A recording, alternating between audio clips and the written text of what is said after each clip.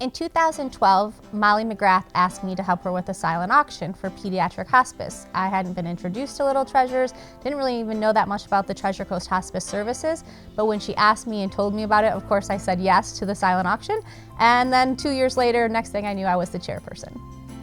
The gala at Mariner Sands is really a beautiful event. We've grown since I became involved. About 100 people attended the event that first year, and now we're at 300 people, which is the capacity for Mariner Sands where we hold the gala and for most sites on the Treasure Coast.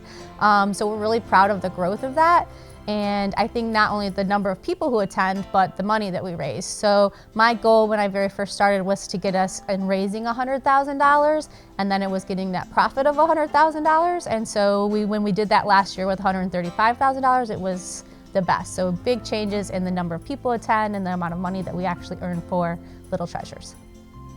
I love doing the different themes, and the good thing that I learned out really quickly is the ladies love to get really fancy and dressed up or wear costumes, and the guys are like, please do not make me wear a coat. So we pick themes where we can kind of have a combination of that. So one of those was Midsummer Night's Dream, and that was a very unique event theme for the Treasure Coast. I've never seen it anyplace else, and it was really fun to see people dress up. My mom actually was best dressed. She was a fairy and had all this beautiful makeup. Really fun event. And then we've done masquerade balls, and I think this year is going to be really exciting because we're doing Night at the Oscars.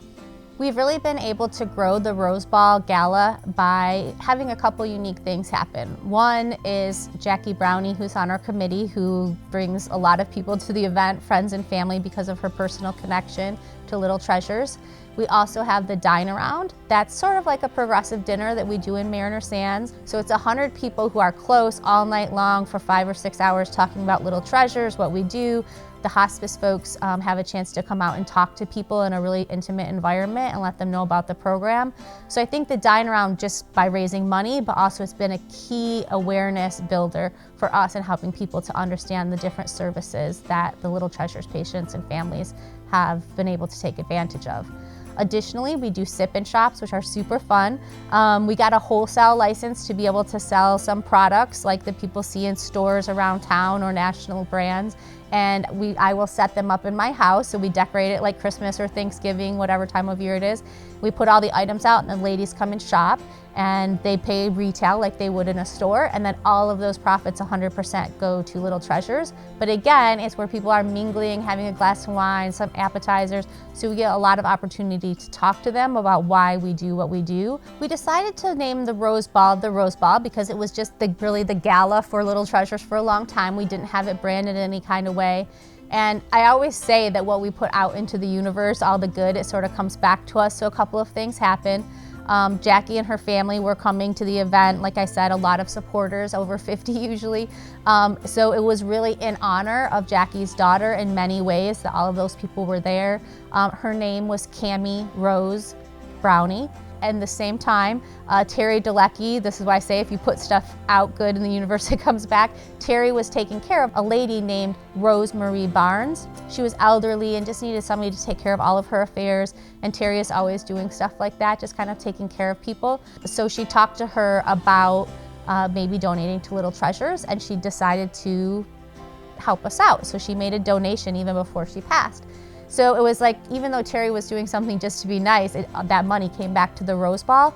Well, because her name was Rose Marie and Cammie's middle name was Rose, we just said, oh, it seems like it was meant to be. Like somebody's telling us Rose should be the name. And so it became the Rose Ball.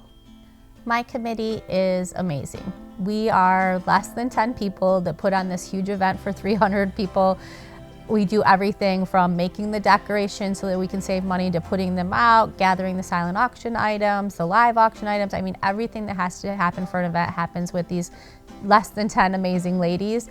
And I think they're just superstars. They are like moms and sisters to me. They're family. And though my name is up there being recognized today, every single one of their names belongs right beside mine. My wonderful committee includes my parents, Brian and Judy Gay, Terry Delecky, Jackie Brownie, Molly McGrath, Dot Chelino, Marlene Bastillo, Jennifer Wilson, Kat McAndrews, Sandy Lappin, and Jennifer Ferrari.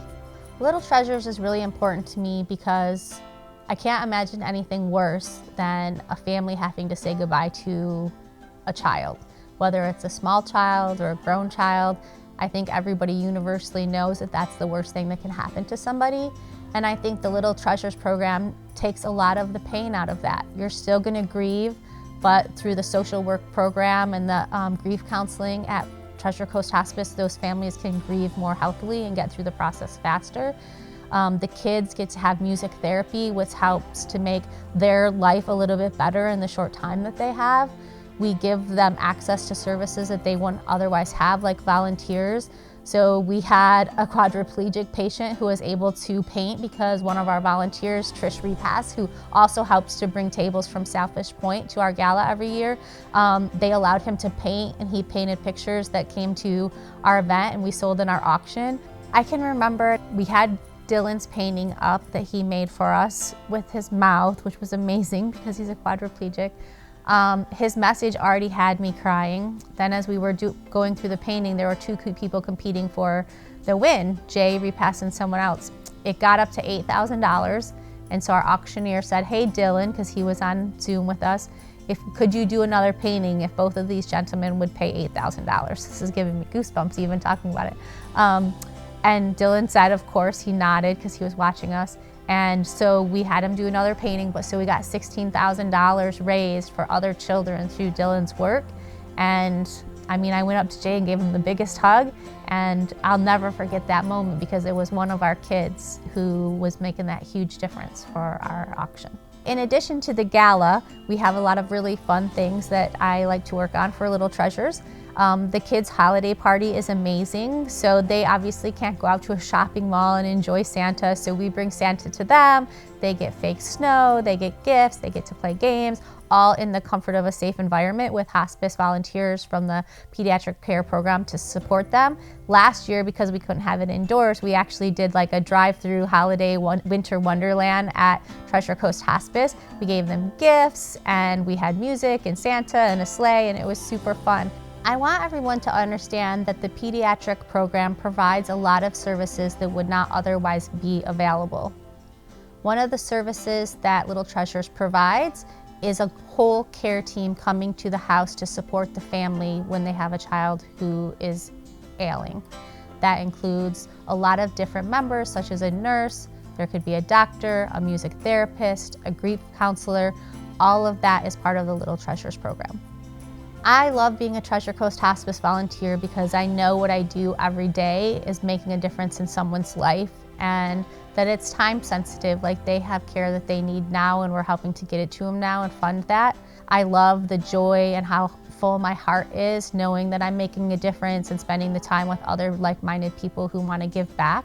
The more that you learn about a program like Little Treasures, the more that you want to dedicate your time to it and help. And I think that people see my passion for it. And when I tell them stories about like William and Orly, or when I tell them stories about Dylan and Trish, I light up, I think, because it means so much to me and they can feel that. And so they want to be a part of making that kind of difference. So it becomes much easier the more I learn and the more I personally experience with Treasure Coast Hospice to help recruit other volunteers. And then I think they grow that same passion and it sort of spreads like wildfire. And it's great to see people growing and like wanting to help in the program.